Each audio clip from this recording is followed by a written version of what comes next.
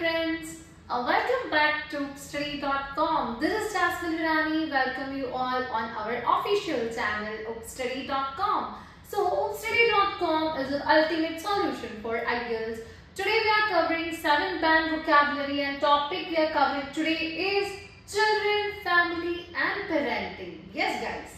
So the thing is like there are several topics, several speaking cue card where you can come across different common words. Instead of that you have to use vocab, a new vocab, using that, omitting the common words. So don't worry, I'm here to help you out. Without further delay, let's get started. Okay, so first vocab is upbringing. Upbringing का मतलब क्या होता है? इसका मतलब होता है पालन पोषण, जिसके synonyms है rearing, education, nurturing. For example, a supportive and nurturing upbringing lays the groundwork for effective parenting.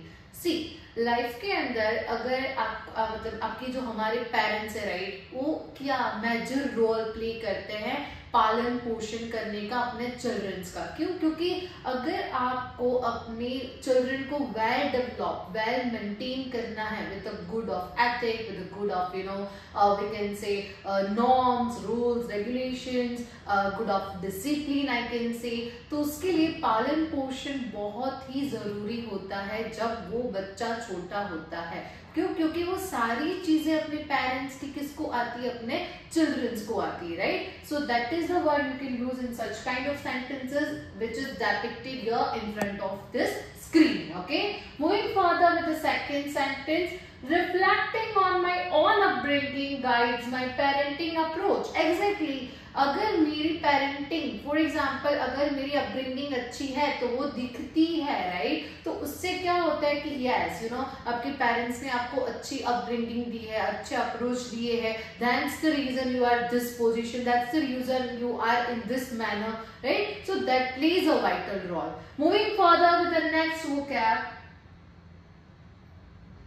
So next vocab is moral support. Moral support का मतलब क्या होता है? नैतिक समर्थन, जिसके synonyms हैं encouragement, emotional backing, spiritual sustenance. For example, providing constant moral support is an integral part of parenting. Parenting का integral part क्या है कि वो अपने बच्चों को नैतिक moral responsibilities, moral ethics सिखाए, right? Next, parenting involves offering unwavering moral support, being a constant source of encouragement, right? Encouragement is also plays a vital role where, for example, अगर पेरेंट आपकी अपब्रिंगिंग करते हैं, आपको moral duty सिखाते हैं, nurture करते हैं, तो that reflects in your personality, right? So that is also a integral part. Moving further with the next vocab. Next vocab is सोरो. सोरो का मतलब होता है दुख, राइट? किसके जीवन के, किसकी लाइफ नहीं ऐसी नहीं है जिसके अंदर है ना दुख नहीं है.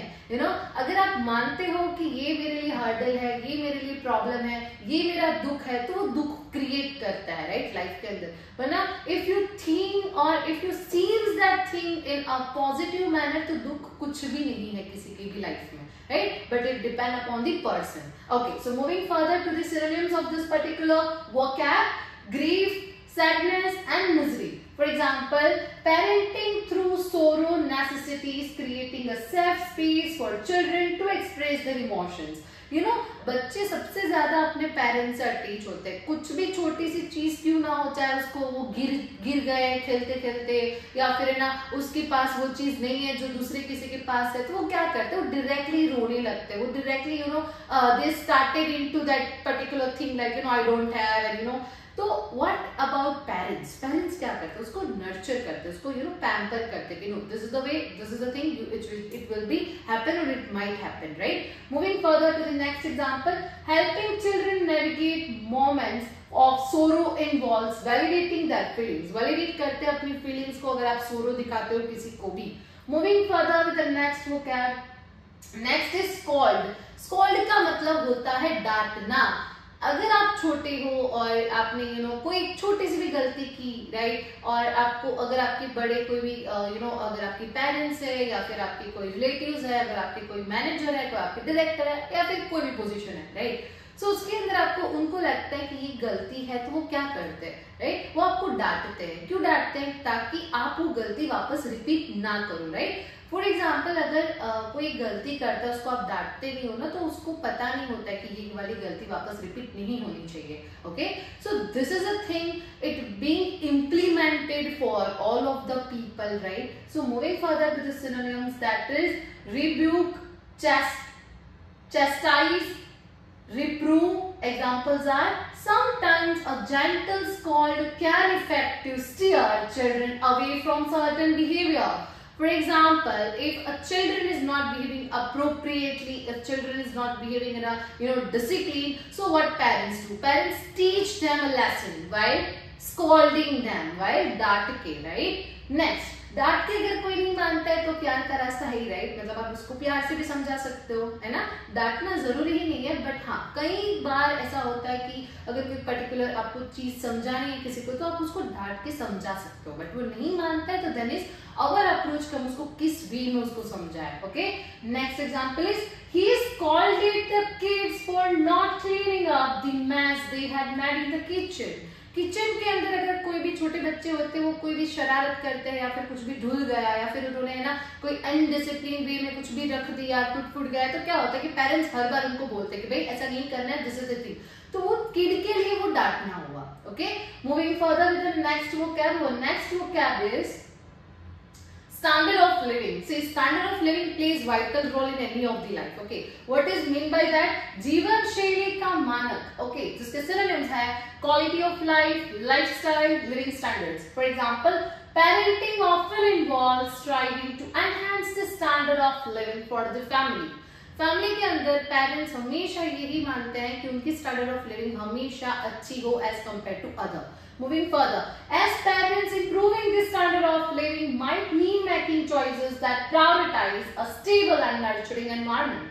Okay, so if your standard of living get high, if your standard of living starting from the basic to advanced level, if it grows, then you can learn a lot of discipline, you can learn a lot of ethic, your standard of living, your way of talking, your way of behavior, सब कुछ change हो जाता है। Okay, moving further with the next vocab is genetic. Genetic का क्या मतलब होता है? जेनेटिक का मतलब होता है आनुवंशिक, जिसके सिनोनिम्स है इनहेरिटेड, hereditary और innate. Examples are understanding the family's genetic history powers parents to make informed decisions. Next, genetic transits passed down through generations offer valuable insights for parents. Parents for example अगर आपके पास कोई भी property है, क्या होता है पता है, जेनेटिक लाइक एक से दूसरे को, दूसरे से तीसरे को, जो हमारी जनरेशंस होती है ना, first, second, third, in that way, उनको हम जेनेटिक्स बोलते हैं। Moving further, playpen. Playpen का मतलब होता है खेलने का बाड़ा, जिसका सिनोनिम्स है एनक्लोजर, प्ले यार्ड और play area. Examples are the playpen provides a secure space where parents can observe their little ones explore.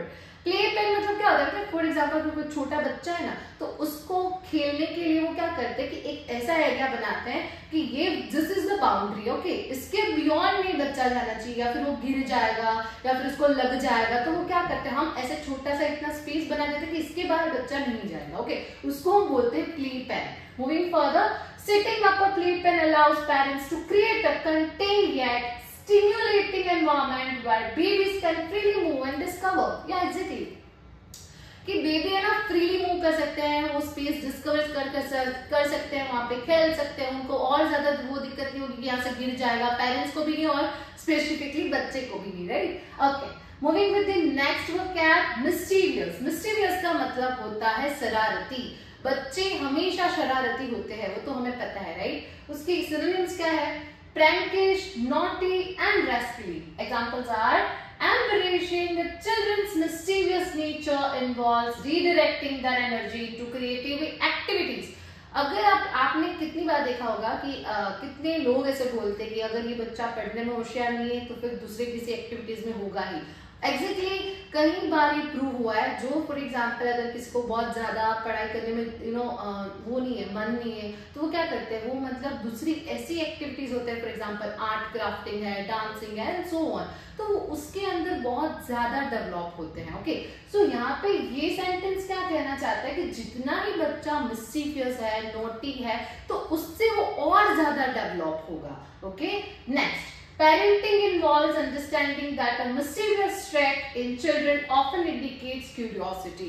Mischievous क्या होती है? Curiosity होती है, जैसे कि जिज्ञासा होती है कि ये करना है, ये करना है, तो that is a thing that children more develop because of that particular thing. Next vocab is custodian. Custodian का मतलब होता है संरक्षक, जिसके synonyms है guardian, caretaker और keeper. For example, as a custodian of their children's well-being, parents play a pivotal role in nurturing. जिसका मतलब क्या होता है कि custodian मतलब आपको पता होगा, जैसे फॉर एग्जाम्पल अगर कोई पेरेंट्स है जो 9 to 5 जॉब कर रहे हैं या फिर कोई भी जॉब कर रहे हैं, समहाउ वो फ्री नहीं हो पाते हैं अपने काम से, तो क्या होता है कि अभी देखभाल करने के लिए कोई तो चाहिए ना, तो वो कस्टोडियन को हायर करते हैं, तो उनके बिहाफ में वो उसको टेक केयर करते हैं, फिर उनको सारी चीजें, सारी नेसेसरी चीजें प्रोवाइड करते हैं जो पेरेंट्स को करनी चाहिए, बिकॉज पेरेंट्स अवेलेबल नहीं है तो वो कस्टोडियन करते हैं। Moving further, parenting involves being a custodian not only of physical safety but also of emotional support. कि पेरेंटिंग क्या है, पेरेंटिंग इन्वॉल्व करते हैं कस्टोडियन को सिर्फ फिजिकल एक्टिविटी में नहीं, बट उसको इमोशनल सपोर्ट भी देने के लिए। Okay, so moving further with the next vocab is maturation. Maturation का मतलब होता है परिपाक, जिसके synonyms है development, maturity, growth. Examples are parenting involves supporting a child's maturation by fostering independence. Maturation अगर आप फॉर एग्जांपल आप पेरेंट्स है वो सपोर्ट करते हैं अपने चिल्ड्रन को, वो क्या करते हैं, और ज्यादा डेवलप होते हैं, और ज्यादा मैच्योर होते हैं कि नहीं ये जो सिचुएशन है उसको ऐसे टैकल करते हैं, ये जो सिचुएशन है उसको इस वे में टैकल करते हैं, तो that is like depend upon parents. Moving further, guiding a teenager through the passage of maturation requires patience and understanding. Patience and understanding is playing a vital role. For example, अगर children को एक grow हो रहा है तो उसके लिए क्या होना चाहिए कि वो धीरे धीरे सारी सिचुएशन को टेकल करे, बट पेरेंट्स क्या होता है कि वो they are expecting more from the children, तो उस वे में कई बार ऐसा होता है कि ना जो चिल्ड्रन डेवलप होते हैं ना वो उस मैनर में नहीं हो पाते हैं। Okay, moving further with the next vocab. Okay, so here we are done with the, I can say parents vocabulary. I hope this video found informative to my, viewer. Till that, stay tuned and thank you for your unwavering support to study.com guys.